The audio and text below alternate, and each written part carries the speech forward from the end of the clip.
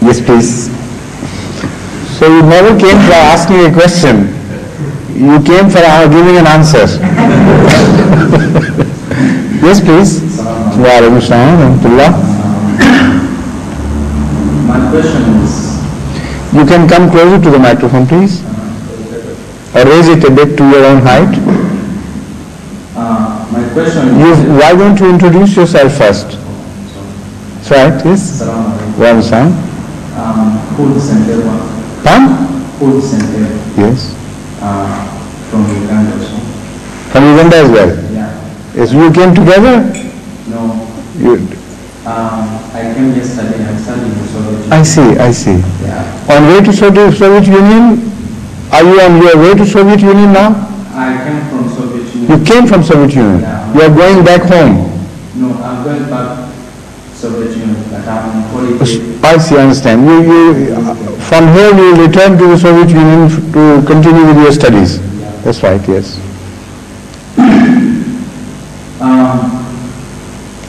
My question is... Are you from Kampala?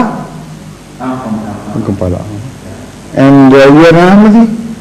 I'm an Ahmadi. When did you become an Ahmadi? In 1979. In 1979, not very late. I mean, it's quite recent. Yeah. You were a student then, perhaps, huh? That's right.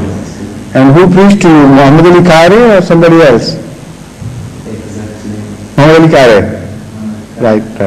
And one of them also is here. Yes, he's one of them, yes. I was preached to you. Yeah. All right, now I know you. Please continue. Yes. Well, my question is related to a country to decide to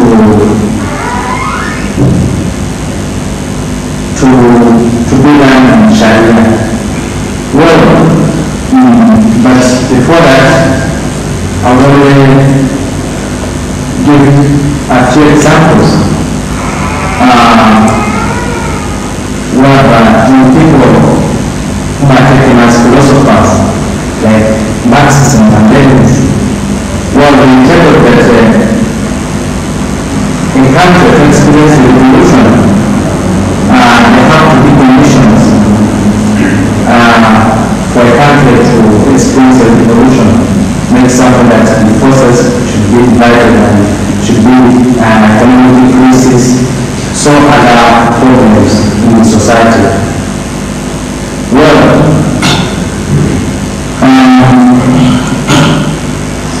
and to be a member of the International Islamic Commission, International Islamic Organization, a state must, the head of the state must be a Muslim. This is an example whereby Sudan was a member, and the leader of that state declared Sudan to be an Islamic state. But Allah didn't allow us to appear as his angels were, and her angels were terminated by a coup. Now, I'm asking around, what are the conditions for a country to declare an Islamic state today? Yes.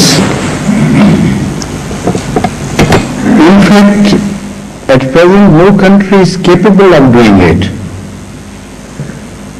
You know, mainly, there are so many reasons, but mainly there is one big obstacle in the way of the Muslim states to declare genuinely their state to be Islamic.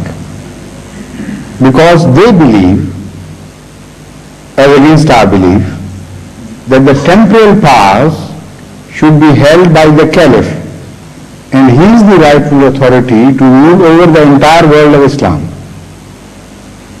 So in the absence of Caliph, where a ruler draw his authority from? There is no caliph. This is exactly the argument presented by Mustafa Kemal Atatürk against those who believe in continuation of Khilafah, and they wanted him to declare a Khilafat for the whole Islamic world.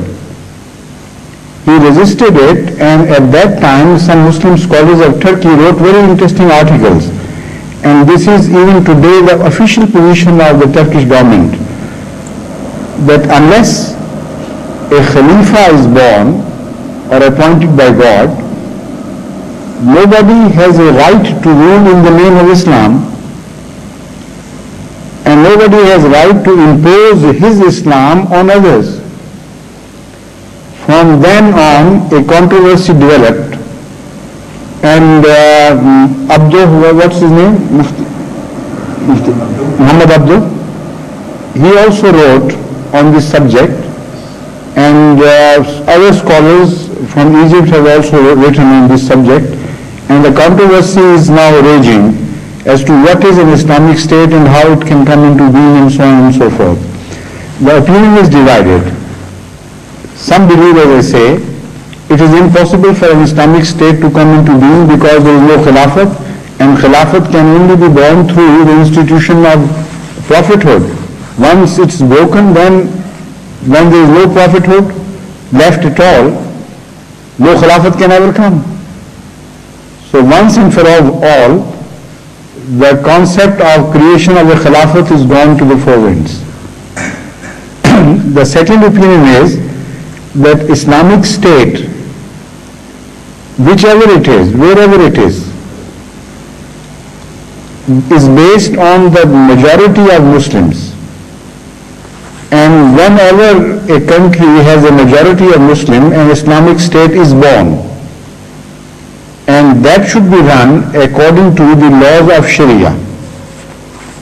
Whoever is the head of the state, he is also official representative of Islam, and he is also a spiritual head automatically.